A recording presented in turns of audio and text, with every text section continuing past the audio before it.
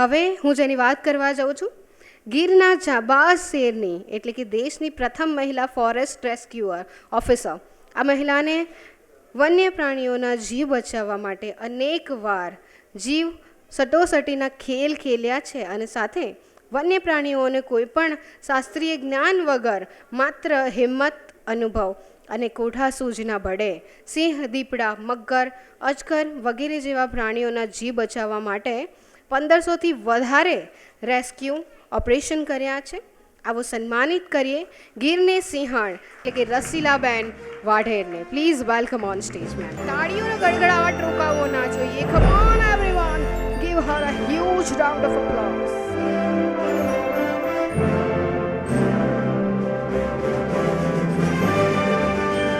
સૌપ્રથમ તો પહેલાં મંતવ્ય ન્યૂઝનો ખૂબ ખૂબ આભારી છે કે અમારી જેવી જે મહિલાઓ કામ કરી રહી છે તેઓને એવોર્ડ આપી અને સન્માનિત કરી રહ્યા છે. તો સૌપ્રથમ પહેલાં તો હું વન વિભાગ તરફથી મંતવ્ય ન્યૂઝને ખૂબ ખૂબ આભારી છું.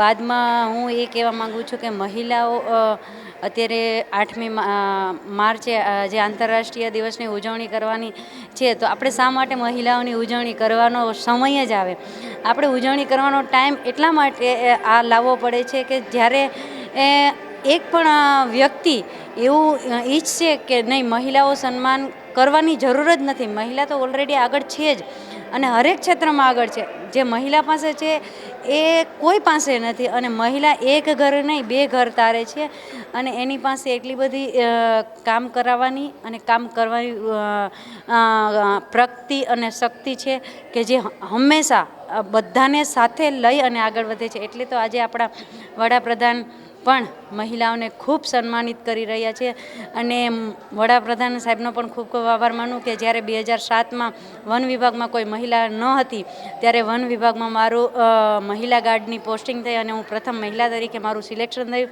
અને હું 2014માં મોદી સાહેબને મને નારી રત્નથી એવોર્ડ સન્માનિત કર્યો હતો અને અત્યારે હાલ પાછા રાષ્ટ્રપતિ ભવનમાં પણ મને મહિલામાં બોલાવેલી. તો હું ખૂબ ખૂબ આભાર માનું છું. જય હિન્દ, જય ભારત.